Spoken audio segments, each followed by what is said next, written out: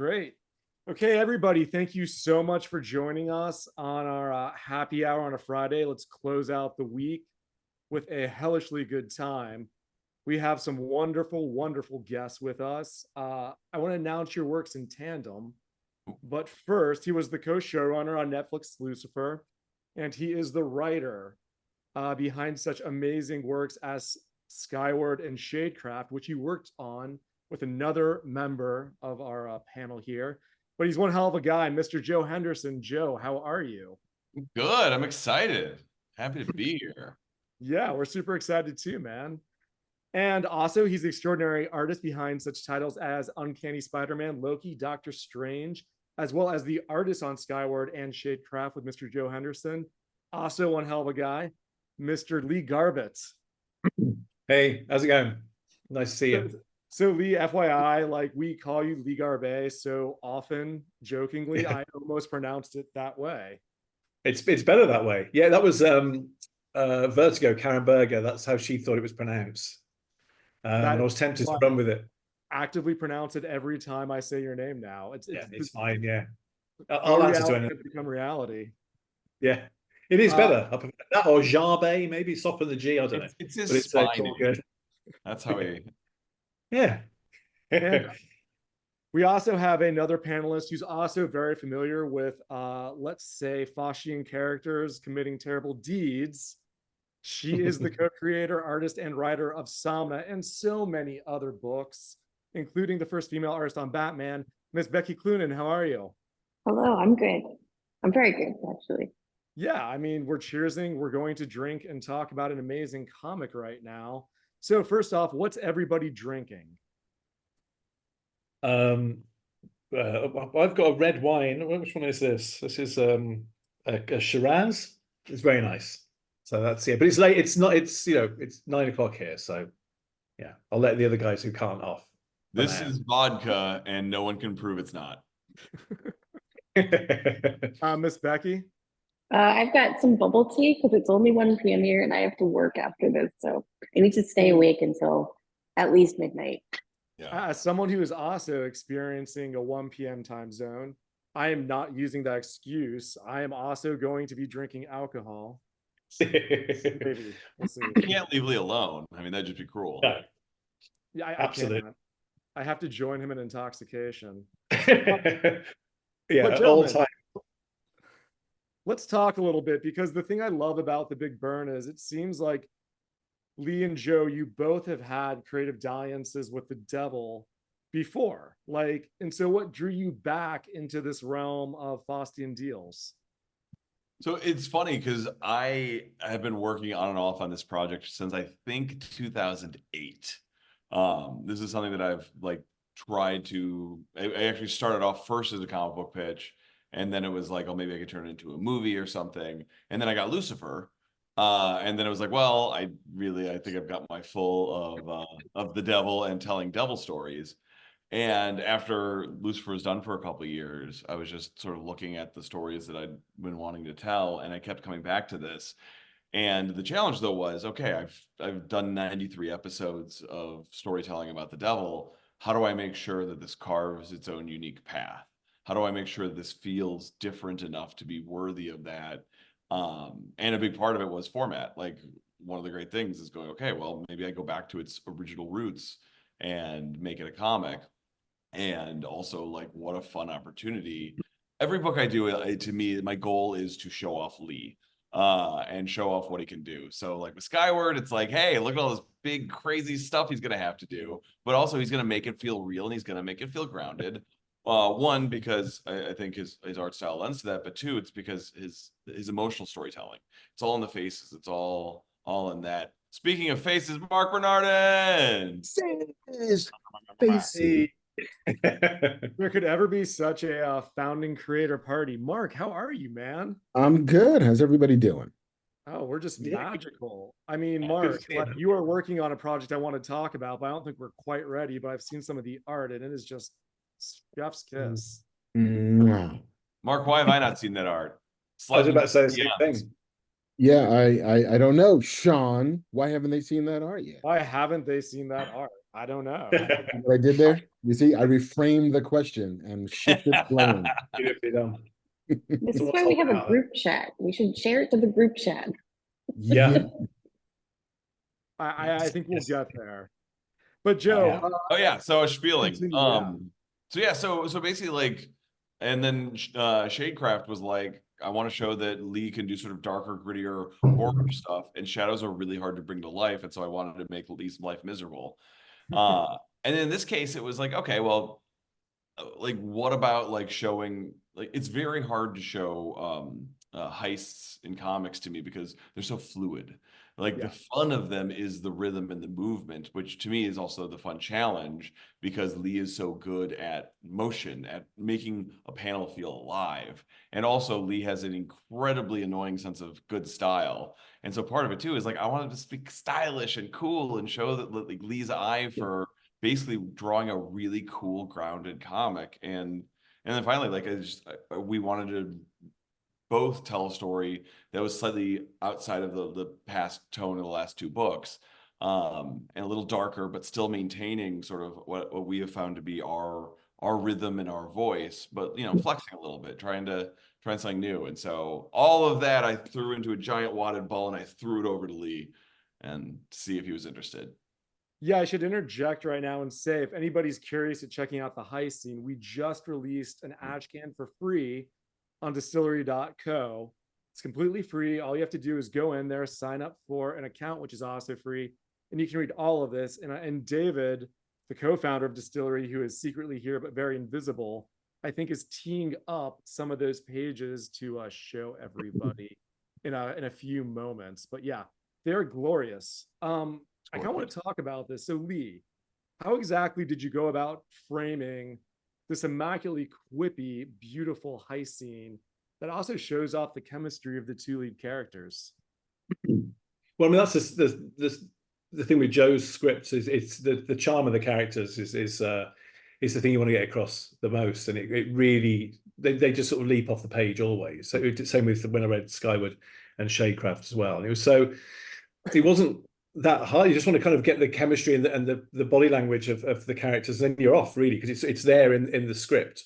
So it's just trying to get that I guess to the Ocean's 11-y sort of like kind of easy, cool sort of swagger about everybody, and just like you said earlier about with the style of it all. So you hopefully you're kind of you're falling for these characters really early on. There's a lovely little meet cute at the beginning. And you just want that kind of you want to be sort of on that ride with these guys, within the first couple of pages. And I hope with the script it's there. So hopefully I've got that across in the art because it's certainly there on the script. By the way, Yeah, Lee also being kind though, because I at least wrote at least 3 pages where I'm like, Lee, I'm not sure how you execute this, but this is this is what I'm looking for, and this is the vibe, and I want you to show off a bit.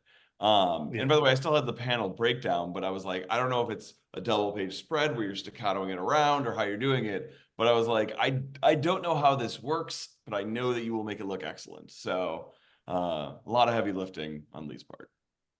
Yeah, I mean, Joe writes like really visually as well, though, so that you're reading it and it's impossible not to see it as you're reading. Do you know what I mean? Hey, here's Jock. So you're definitely getting, as you go, you can totally see the scenes. They like I say, they just sing, So it wasn't. I didn't find it that difficult actually. Maybe I should have found it harder. I don't know. I remember you saying to me afterwards, I was thinking, really? I found that was all right. I think that was the problem. There were other things that were difficult, but this one was okay. Yeah, look at these pages. Yeah, Hey, Jock. this is so cinematic, Lee. This is amazing. These pages are awful. Who's this? Who's this? Jock! Hey guys, how's it going? I can't see you all. Who's here? Just only your closest friends. So Joe, this is the closest we've actually met, though. This isn't quite real life. I'm so this will excited. do. Really? No. First time, Lee. Yeah. I thought you'd met, right? No. We've emailed, we've sent telegrams and love letters. Yes, of course. Yeah, that's it. Mostly pictures. And you're another drinker as well, because there's only me and Sean at the moment. So I think unless Marc's got something cooking. Nice. There we go. I am not Is ready. Marc here as well? Yeah, Hey, I'm not Marc. ready for 1 o'clock in Hey, the bud. afternoon booze, but maybe I'm failing at life, I guess. I'm with you, Mark. I've got 2 meetings after this, but I wish I am living for watching you guys drink, if that helps. Yeah, for everybody who just joined us, that was Jock, who is the writer and artist and sci-fi visionary extraordinaire, who's been on quite a few of these recently. So To be honest, this big glutton yeah, for to be honest, I'm getting a bit much, right, Sean? It's Yeah, like, you know, I'm tired of you, Jock. I don't ever want to see you again. yeah. You, I Becky. mean, I don't think we can get enough of Jock. I think it's amazing. But like, also, I just realized we have 2 of the cover artists for the Big Burn #1 with us right now. Dave, if you could show us the covers from Becky and Jock, that would be amazing. So I should ask you both. You were initially looking at this pitch and maybe some interior art and character designs. So what was it that intrigued you about this project, and what did you want to channel on that cover art? For me, I went. what I was, Oh, go on, you can Becky. go. Go on, Becky. No, Go you on. go first, please. No, Nope, you first. I don't want to. No, I'm done. please. Okay, fine. Okay, fine. I was thinking, because of the casino angle of it and cards, and I was like, I've always really wanted to try and design a playing card. So I tried to do that, which was actually really, really hard. It was much. I knew it was going to be challenging, but like to make it work and to make, so it's like where things kind of add up. So the parts that I couldn't quite figure out, I was like, I'll put fire there. So I kind of did that a little bit. And if you zoom in on the playing card, there's like a little broken heart because like I feel like I like the romance angle of this, and it's like incredibly sad and sweet, and like I don't know, there's something. Yeah, look at that little tiny. So sad, so sad. And I had to draw Moloch because he's the, I don't know, the just compelling character. It's like an oh no, he's hot. Uh-oh. So of course, yeah. No, there's so much story in yours, Becky.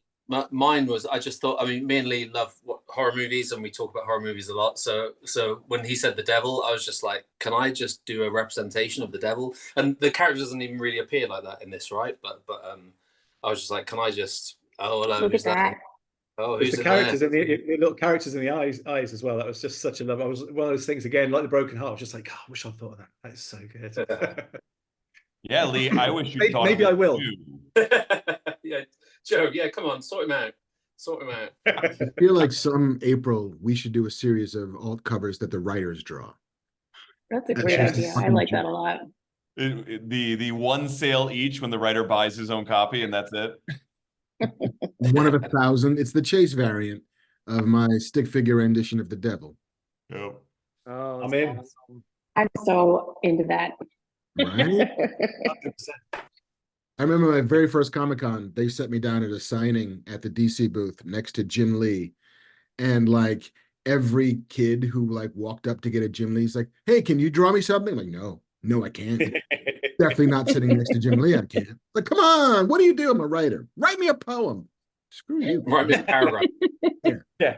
Write me a paragraph and make it snappy. Make it have a hook, a beginning, a middle. Yeah. Haiku, bitches. Haiku. That's amazing. But also those covers kind of show a great dichotomy between what you both are doing, which is contrasting this very slick, blockbuster, amazingly like Teflon cinematic feel with like outrageous horror. Like this is kind of a horrific book. How do you both kind of toggle those sensibilities? Yeah, I mean, I think to that exact point, like the fun is in the contrast, right? Like you get to like have this easy breezy story, and that almost earns the horror, and vice versa. Like if it's just a breeze, then it's gonna feel it's not gonna feel like a real meal. It's gonna feel just lifeless and flighty. Similarly, though, I don't really want to live in that hell the entire time. I want to be able to feel like I want to get in and out of it. And so it's that contrast and that balance. And one of the things that's been so cool is seeing these covers, because Lee and I always talk about this. Like we do the book, and it's our baby. But then the minute someone else depicts the characters, they're alive. They're outside of us. And so see this and you're like, oh, this is how someone else is interpreting this. Yeah. That's Awesome. the best thing. It's alive. Absolutely. It's quite surreal, isn't it? I was lucky with Gone covers as well. Unfortunately, Lee did one too, but most people were. I'm just going to spend the whole evening, you know. Can't have everything.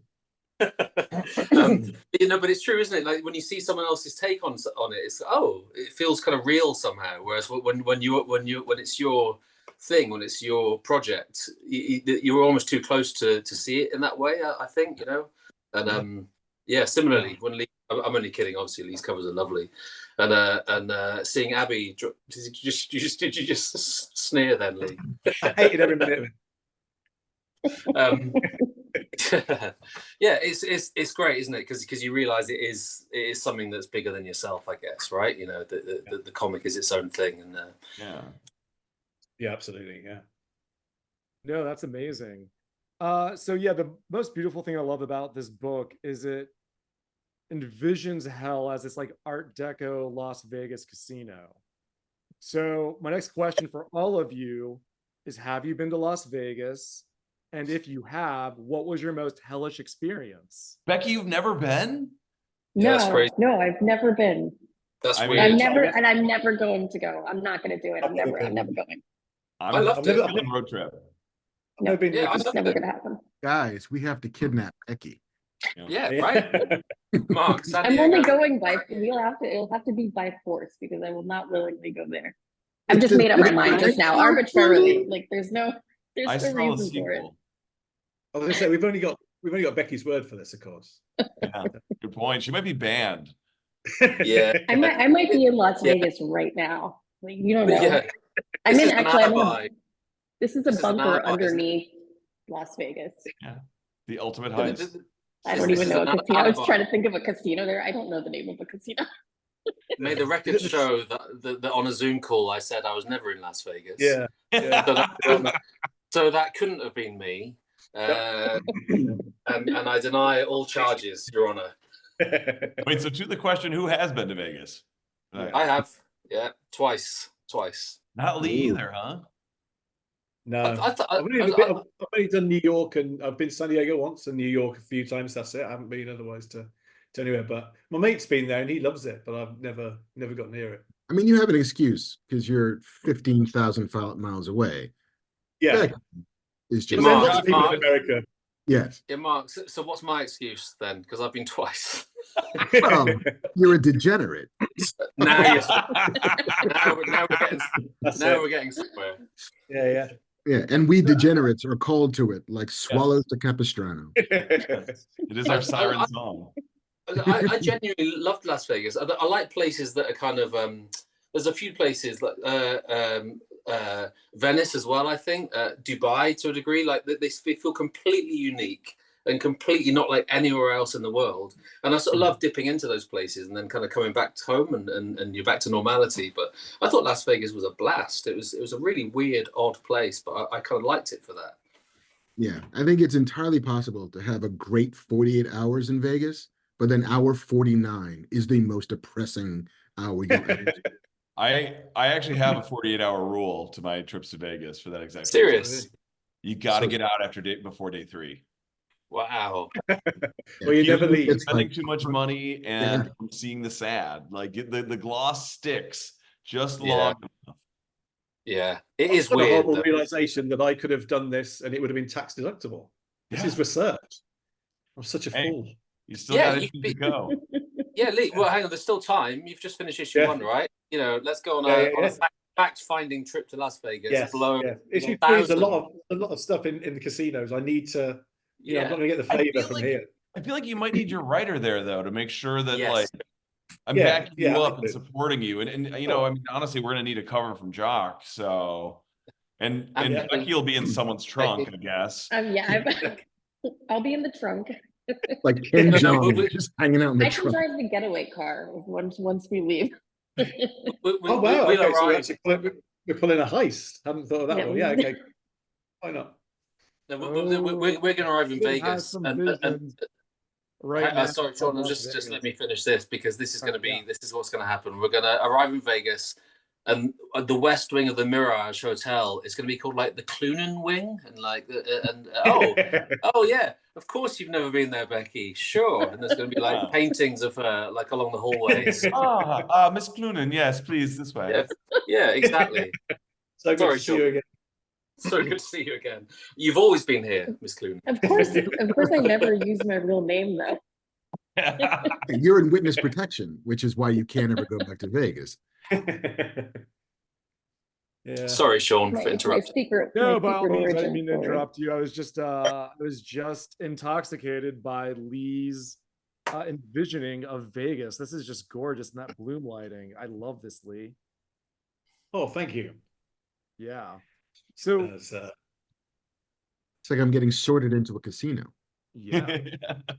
See what you're missing with the sort of decor. I tried to kind of get the idea that it's nice. It's like a casino set almost in like a big old cathedral style, sort of gothic-y kind of like setting, just as like an extra sort of little twist of the knife by the devil to have this kind of almost churchy vibe with the gambling side of it as well. Because as Moloch says in the story, that like, you know, hell's been like many things over the millennia, you know. So and this is just the latest iteration, and it's but it's always about hope and the dangling of hope to everyone there. That's the real torture. So, you know, obviously just burning people and stuff is, you know, that gets sort of passe over time. But this, you know, having it sort of like their hopes and dreams almost realized, but never quite, is the killer. So that's kind of the vibe the whole place is about.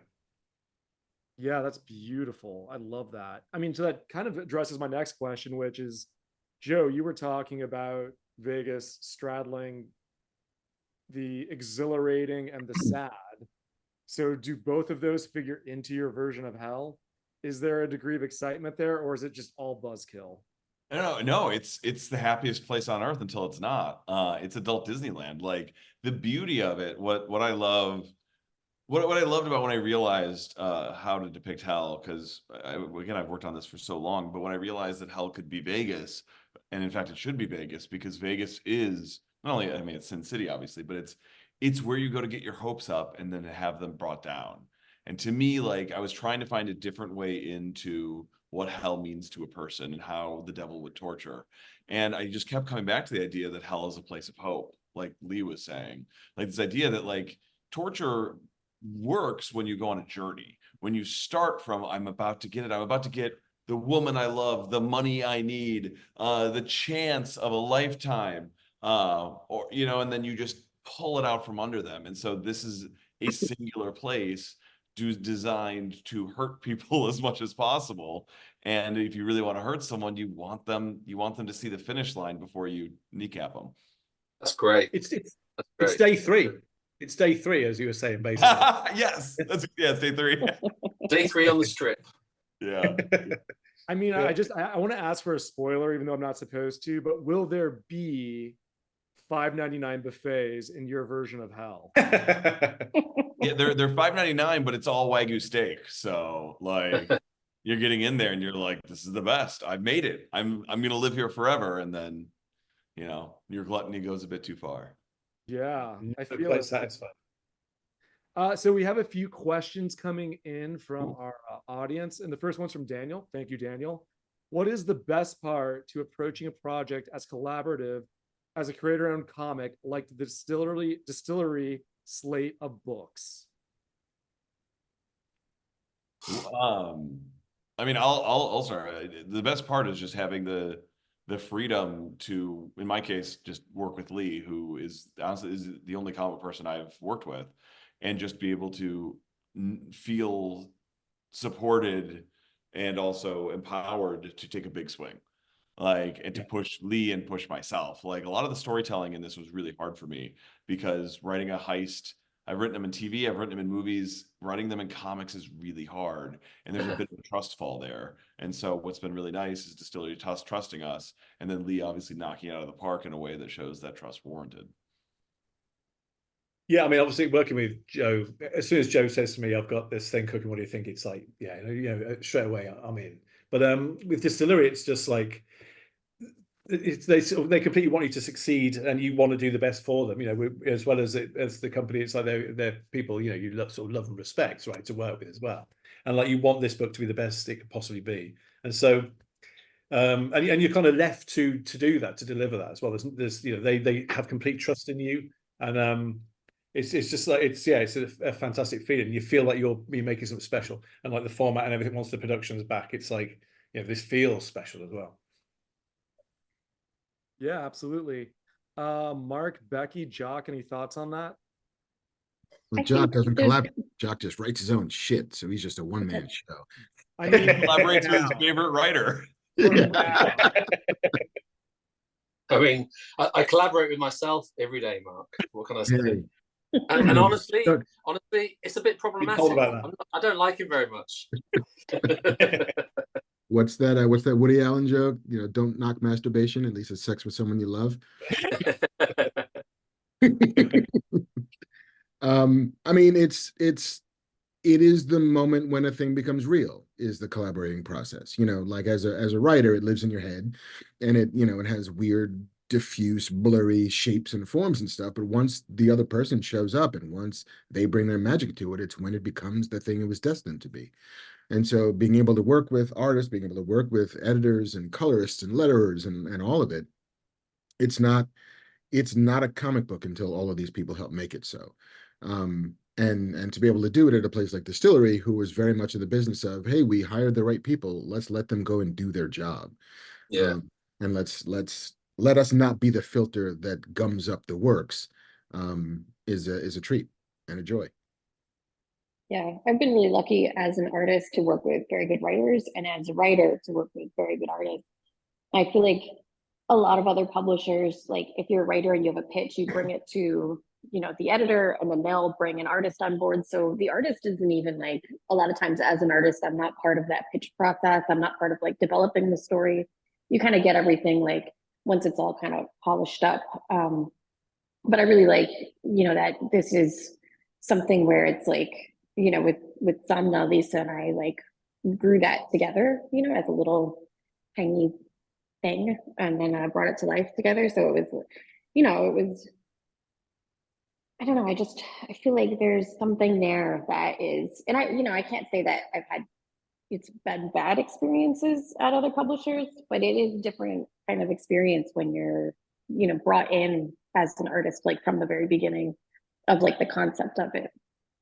So Becky, when you've worked with artists, so do you mean it's less collaborative? You just hand in your scripts and then it's kind of yeah. I mean, there is collaboration and stuff. Like when I was working on Batgirls, sure, we had many different artists on that book, but like Jorge Corona came in and did it first, so he kind of set the tone, and like designed all the suits and everything, the characters, and it was super collaborative with him. And then, when you get other artists on board, they're going to be following what he did, so it's like very much like, but even that is like, when we got Jorge on board, it was after everything was kind of done. So it's like, okay, well, here's your script, here's the story. It was never like he had a hand in being like, hey, why don't we do a story about, like, I want to tell this kind of story, or I want to, something with more action maybe, or I don't, it's like, it feels like, I don't know. Maybe it's just my experience, but that's just what I feel like it's. And then you don't know who, you don't always know what kind of artist you're going to get on the book. It's so much nicer to know, like in the beginning when you're writing the story, to be like, oh, did this artist like really excels at, like they like emote really well. So I want to do like some really heavy, like emotional stuff. And this person's like very cinematic and does like great world building. So like I want to be able to write a story that like, tailors to that. And sometimes, when you're at another publisher, it's like, oh, I've got this one artist, and it's like, well, I've got to kind of retool the script to kind of make it feel like it's, more designed for that writer to like play to their strengths. So this is nice because it's like both sides, right? You're empowering the artist to realize the vision, and you're empowering the writer to write towards the strengths or desires of the artist. Yeah, other companies, it can be really quite removed where you don't interact with the writer at all. I mean, I always exactly. try, but yeah, it's quite strange just because there is that sort of buffer of the editor and everything. So it can be that the script comes in and the writer's sort of long gone. Wait, you can do that? Yeah. Yeah, Oh Joe, yeah, I recommend Pro it. yeah, pro tip, Joe. Just you don't actually need to talk to Lee. Yeah, I'll just No. create like a dummy email account and then just like it'll all go into the ether. It's You as crazy well, because eh? I've had colorists who will like text me because we're all friends. They'll text me and they'll be like, "Oh, the editor didn't send me like the script for this issue. Can you hand it over?" And it's because I'm not on the email chain as the same email chain as the colorist. It's like everything's kind of parsed out, you know. So you're not always. It's not always the case, but sometimes it is, and it's like we could just be on this together because like we text, you know. Yeah, that's the other thing, isn't it? Sometimes you get editors who they'll say, "Oh, you need to speak to them." I'm like, "Oh, yeah, I've been speaking to these people for ages." And they're like, "Oh, you speak?" It's like, well, after a while, you kind of pretty much know everyone, so you always speak to them anyway. But yeah, and there is quite often a colorist will be like, "Can you send me the script?" So I get a vibe of what's going on. But yeah. So we talked about chemistry behind the scenes, but let's talk about Owen and Carly, which we kind of touched on. They have a very snappy, endearing rapport. And part of the reason you love them and drives this forward is that something interrupts that. So Joe and Lee, where do these two characters come from, and how did you kind of develop that chemistry between the two? Yeah, I mean, to me, what I really wanted was I wanted sort of two sides of a coin, right? Like the woman who's overprepared and always thinking things through, and the guy that's moving with his gut, and having that journey of them meeting in the middle, and that journey bringing them together. And then, to your point, getting stopped at the exact worst moment for them, because then what you get is also two people reacting to the same situation in a very different way. And then can they come back together? Can they survive this? And so also I wanted to very much root us in one perspective in the first issue. So I chose Owen as my POV, but it's also very important to me that this is a two-hander. It's both of their stories. And spoilers, the second issue will very much more be from her perspective. So because that's important to me, to have that balance, that sense of the true two-hander of the partnership between them, and also just like lens everything through those two characters. And then Lee makes them look gorgeous, and like you want to spend every minute with them. At least I do. Yeah, I think you want to sort of just get them to vibe with each other, really. Like that's the thing you're trying to look for. And like I say, it's in the script, so they're kind of, their characters, the way they're written leads their body language, and just the way they'll kind of they'll act towards each other. And so that's kind of quite helpful, really, as the groundwork for what you're doing.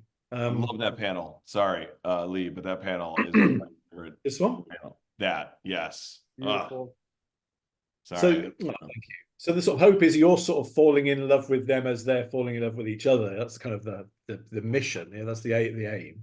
And like they complement each other so well. They sort of fill each other's sort of gaps, so to speak. So that's what was really great about these scenes here, then, because you can start to show their life together and the fun and the different exploits. It really then you can really sort of flesh them out as a couple. And and you kind of hopefully start to believe that's so. It hurts all the more when it's sort of yanked apart, and it breaks. It's like you feel, hopefully, that in the art that you really feel that wrench, that's broken, and the whole sort of engine for the story, really. Yeah. And by the way, like these captions were something that I'd written up, but when we were talking to Simon Boland, our letterer, we were sort of like, hey, you're very good at being invisible. You're very good at not being seen and making sure the words are complementary to the story. Show off, make yourself visible in this case, because you're part of the tone. And I thought he did such a wonderful job of capturing that capery sort of tone within these things that make us, you can almost hear the music to a certain extent. And I think the lettering goes a long way towards that, as well as the beautiful colors by who I call Better Lee. Yeah, the superior Lee in the marriage. Me too, actually, Joe. Me too. I've worked with Laurie a lot. This is brutal. This. Don't let Lee hear that. Yeah, Don't let Lee hear that. So it's the roast. He is kind of better though, isn't he? I mean, oh yeah, 100%. But yeah, with going back to Simon, we sort of went back and said, look, kind of go bigger, be like be the sound effects, be that, because we wanted that sort of cinematic kind of vibe. Be like Lee, Lee Lowridge. yeah, be more like Lee, be more Lee, but not Lee G. Obviously. No, not that one. Yeah, Joe, I Not love that one. Sorry. That's okay. But Joe, I love how you said that, because those little incredibly clever quips almost give it a lyricism, and also makes your eye linger so much more on what's going on with Lee's storytelling. So it gives it so much more of a gradual, quippy, almost jazz-like descent down the page. Yeah, and I think to your point too, with capers, you have a tendency to just, things are just moving, and Yeah. you want the eye to slow down. And I think it's such an important thing for those captions to sort of make you absorb the moment a little bit, so that you get that feeling, get that rhythm, and aren't just breezing through too quickly.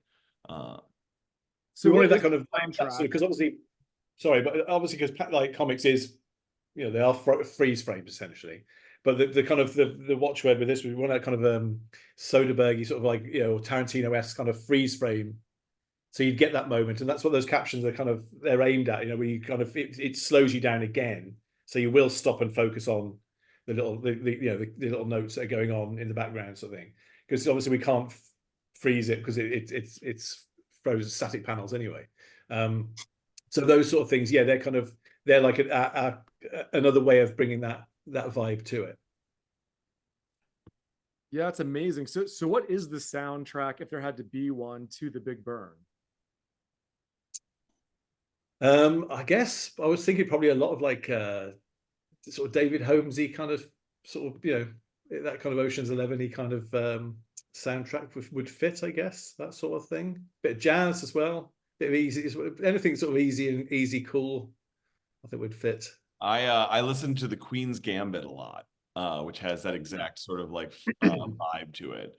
It's a brilliant track, and it's got this movement, which is funny because it's about chess, but it's got like, it almost feels like a caper. It's, in that case, it's a woman sneaking her way into chess and proving how brilliant she is.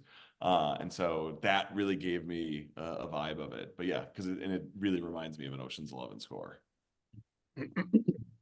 So I have a pretty funny question from the audience. What would happen if the Shadow Man from Somna and Marc were in the same comic? And I kind of have the answer I want, but I want to hear you guys say it. Just say it.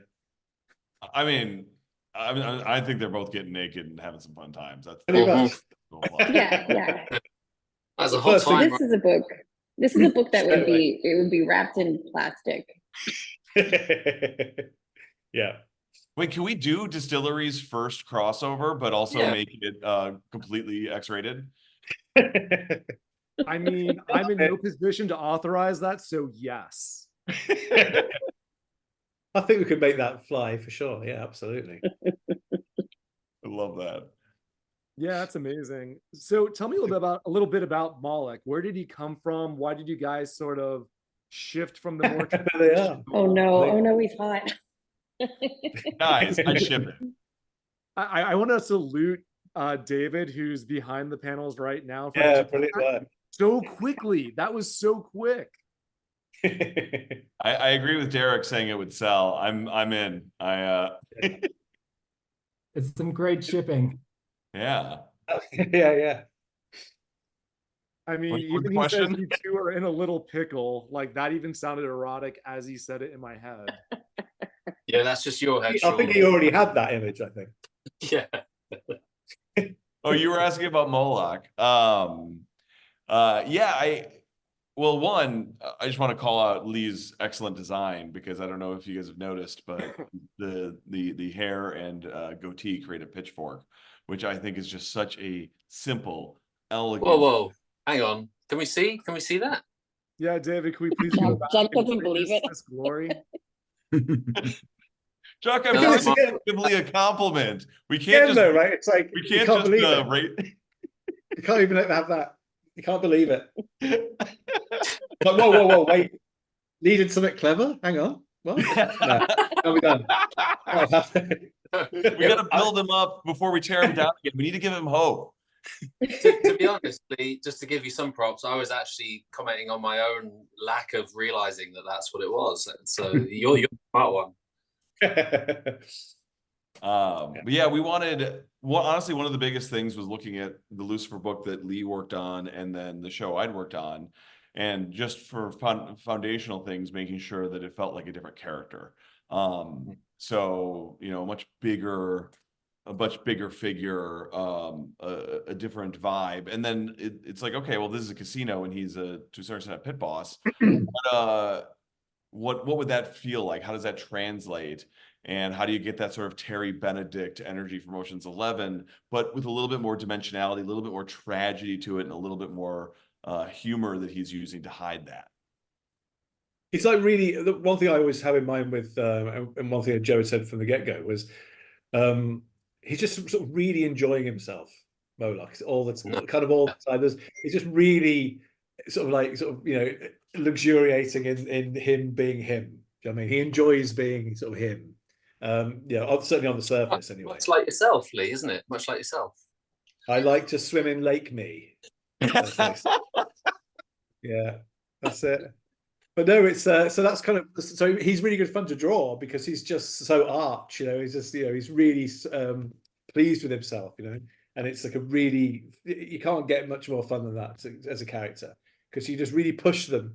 But because of his kind of build and his kind of his presence, he still always has that sort of menace about him. But yeah, he's loving life really for the most part, I would say. Yeah, I mean, so the next question from the audience: what would you sell your soul to for the devil? Lee's hair. What's that? Joe. Now you're talking my language, my friend.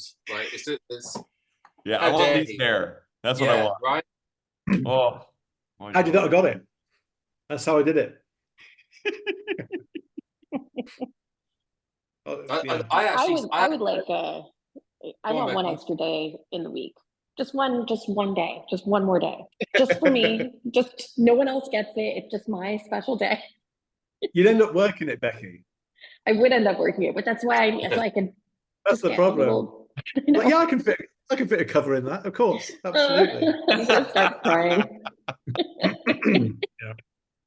I mean, it's like you're asking for the monkey paw, right? I It's hate like, that you knew that. You know what you're gonna do in it. Who else? Maybe a clone. Part of me wants my 28-year-old niece back. Yeah. You know, like every time I go to Comic-Con, my brain thinks he's the same age as he was the first time he went to Comic-Con. And then my body reminds the rest of me. It's like, nah, bro. Like you're 20 years older than the first time you went. You can't hit every party. You can't walk this floor twice. You can't even sit upright by Sunday. But what are you doing that's so hard on the knees? Listen. Yeah, Marc. What? Sometimes you need to make some singles. Sometimes you need a wad full of cash, and you gotta get low. Yep. So you're praying. Got it. Yeah. I was thinking more sort of dance moves and stuff. Sure you were. Yes. I mean, I would say you have some great dance moves, Lee. I don't know if you need to sell anything for those. Yeah, true. I think now we have to. Lee, can you show them? My moves. Not really, not with the camera, unfortunately, because I'll be sort of spinning, breakdance moves on the floor. You can't see. We're the camera can't catch him. He's so quick. He's so quick and good. Did you not see those? No good. Oh, those were great. No one needs to see those. You know, I tried. There was at some. We went home the other day and there was like some dance, like a rave station on the radio in the kitchen, and I tried to pull like an old sort of rave dance move that I might have pulled back in the day. Oh, it's gone. I know it's gone. I think we like riding a bike, but it's not. It's. Did you just pull a muscle instead? Yeah. No, it's. I thought, I must know those moves. No, not anymore. Just dad dancing. Good answer. So another question. Distillery is obviously very collaborative. What other distillery creators would you like to collaborate with in future comics? I mean, I'll can I have all of them? Sure. I mean, honestly, just as a writer who can't draw, the artists at Distillery are amazing. Like to be able to work with Becky or Jock or Tula or I'm trying to think of who else is there. Give Paul me Jones, Marc Andolfo. yes. Yeah, it is very fun because I get to see some of the early art and I get lucky enough to see their alternate covers. And yeah, I mean, dear Lord, let me know if you need any story written for you and I'm there. I mean, You're Marc, both writers. You're both writers. You know, jerks.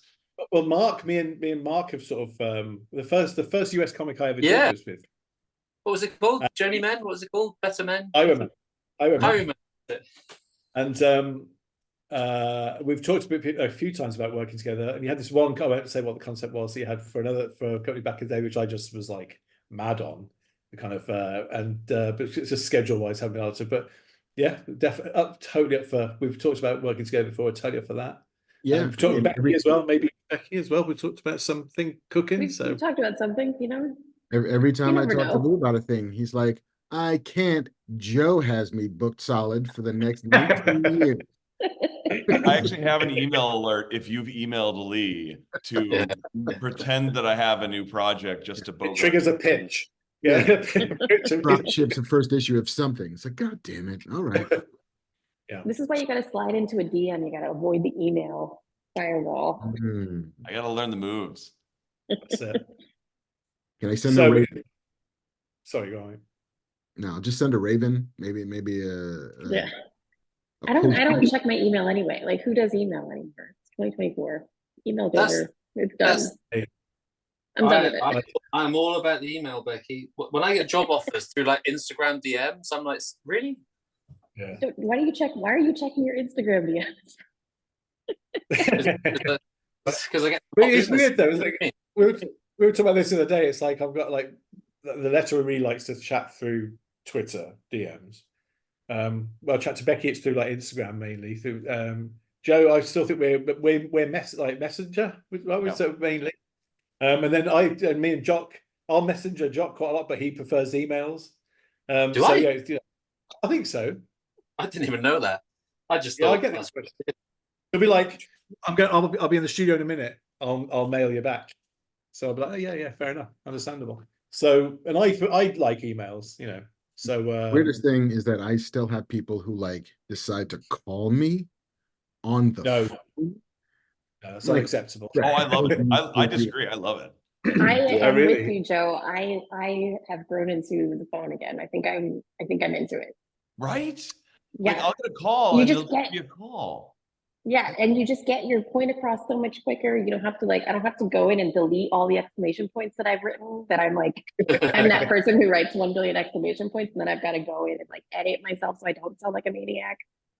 I mean, I'll give a call if somebody preloads the call with a text or an email. It's like, hey man, can I call you in 10 minutes? Sure. Yeah. Yeah. But the rando just like, oh, Derek? All right, I guess I'll talk to you now. I'm gonna call you phone in 5 etiquette, weeks. phone etiquette requires a notice. Hey, I'm gonna give you are you free to talk in the next hour or so? Yeah. Sean and I will have 2 text conversations going on. One on text and it's about one thing, and then the other one on Instagram or something. It's totally different conversation, but it's 2 different conversations with the same person happening. It's how we keep things organized. Yeah, it's business up front, party in the back, right? Well, let's add WhatsApp as well. WhatsApp's a huge one. With you guys there's a lot of WhatsApp goes on. So there's sort of 15 different sort of apps. I'm trying to speak to people through. It's Yeah, we should really just consolidate. Yeah, or Right. like I say, I suppose call really, I guess, but it just seems so archaic now. The very thought. I'm gonna put letters in the mail from now on. Just you know what? 3 days, you'll know what I think. Yep. So Joe and Lee, as we kind of almost come to the hour, what can you tell us about this book without any spoilers about where it might veer? So you have these two characters, they make a deal with the devil, they're professional thieves. Where do they go from there? Oh shit, Yeah. I gotta write issue 2. If you guys want to put suggestions in the chat, I'd appreciate that. It's choose your own adventure, essentially. That's how we're going with this one. I mean, listen, there's certain parts of heists that I love. I love the heist itself, but to me, what I also really love is getting to know the characters on the journey, seeing them stumble, seeing them fall, seeing them come together, wondering how, with the latest turn, they're possibly going to survive it. And so, to me, the fun of a heist movie is also often the lead up to it as much as the heist itself. And so, one of the things I say to look forward to is we're building out this cast of characters that, as we keep going on, I think we'll continue to fall in love with and feel like not only our own and Carly, the characters we're rooting for, but we're really growing to care about all of them, and also getting to know them, because these are all people who have done something terrible, or at least done something bad enough to sell their soul to the devil. So I think one of the things I like playing with is this idea that they are all versions of us who have gone astray, but here's their chance to get their souls back. But are they actually going to learn a lesson within it? And I think spoilers are some might and some most definitely will not. Yeah, they're all they're somewhat broken or troubled, so that they're not, just because they're on this mission doesn't necessarily mean they've completely changed their ways. And that'll those sort of things will play out in a really, really awesome way in issue 2. Yeah. I have a question for you, Joe. Ooh. I do. Heists as entertainment is very much about competency porn. Yes. Right? It's like, let me watch people who are very good at what they do the thing they're very good at. So how do you balance the need to show competency with the storytelling desire to show failure? That's awesome. Whoa. Nice. Wow. You should moderate things in some way. That's very good. Please, Marc, next time. Just distilled it in a way that I don't know if I've heard ever put quite that cleanly. And I think one of the things I tried to do was give ourselves 2 great thieves and then a team of misfits. And so they're good at certain things. Like, we'll meet one character, she's a car thief. Great. How many cars are in hell? So you've got like someone who's got a skill, but not the right skill, but she's clearly got a skill. And so how do you balance that out, and how do you mold her into what is needed for the job? And at the same time, even our 2 thieves who are very capable are now dealing with emotional issues that are getting in their way. So I think, to your exact point, what we have is a team of people who are very good at, if not this job, certain things, but some of them are round pegs that we're trying to put in a square hole. Because when you're trying to, go and rob hell, you can't choose everybody. You kind of got to choose a crew of the damned. And what that means is you're not going to be able to say, okay, this is the perfect person for this, for this, for this, for this. What you're saying is you're going to have to be good enough, and I'm going to have to be clever enough to adapt to it. I think that's what gives you that balance of the competency porn, which I'm going to steal, and but also the constant failures, because you don't have the perfect hand. Because the stakes are, they've got to die to pull this off. Yeah. So that's kind of minor detail. Yeah. So they need to be somewhat invested in it, for their own reasons, maybe. But so that's kind of, the stakes are super high, which is important for a heist, right? I remember The Losers with Andy Diggle. Now, Diggle writes a really good heist. Like, he's really good at that stuff. And the main thing I noticed drawing that stuff was the jeopardy was there, right? You need to instill the jeopardy into the situation. And when the stakes are high, there's the jeopardy. And if there's no jeopardy, then the heist falls a bit flat, I think. Cool. And the more juice it has, the more there's at stake. And what more is there than selling your soul to the devil? And there we are, done. Yeah, and the chance to get it back. And by the way, Sean, to your question, while we're talking about all these emotional things, everything else, issues 2 and 3 also have, I think, just some spectacular visual, like, wonderful things that I can't wait to see Lee dive into. Like, we're really leaning into the opportunity for double page spreads and just the big sort of awesome pages that you get to like let Lee kind of go nuts on. And so because it's oversized, it's magazine size, right? Yes. I can't wait to have one in my hands. And so I really tried, and speaking to what Becky was speaking to earlier about making sure that like you're writing towards an artist's strength. I'm trying to write both towards an artist's strength, but also a format strength, which is widescreen. Yeah. Feeling Yeah. the sense of Pretty scope. cinematic. Yeah. Yeah, very cool. I have one more question, but I also want to mention that Monday is final order cutoff. So if you're a retailer, please put in your orders. We have an amazing cover we recently introduced from Jay Lee, which is semi the background. It's so cool. Of this, yeah. So if you're a retailer, I'm putting in those codes right now. And yeah, it's gorgeous. So we're all looking forward to these. Let everyone know at your comic store that you want a copy. But before we sign off for the rest of this gorgeous Friday and enjoy the weekend, this is Distillery. This is Happy Hour. If there was a cocktail based on the Big Burn, what would it be? I'm gonna go bourbon and charcoal with a little hot sauce.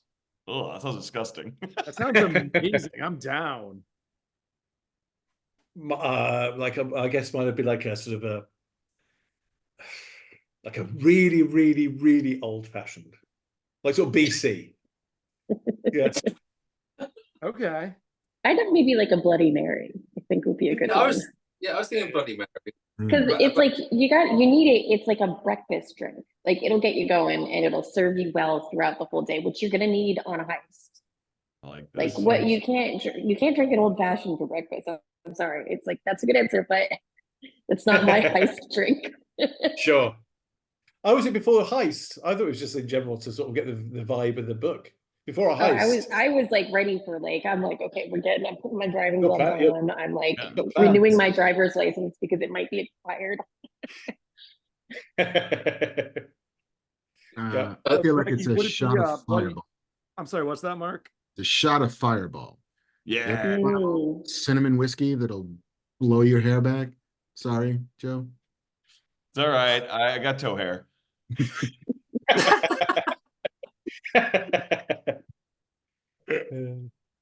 So, and you're saying that these drinks will be available at the distillery booth. That's really exciting. That's why we call it distillery, babe.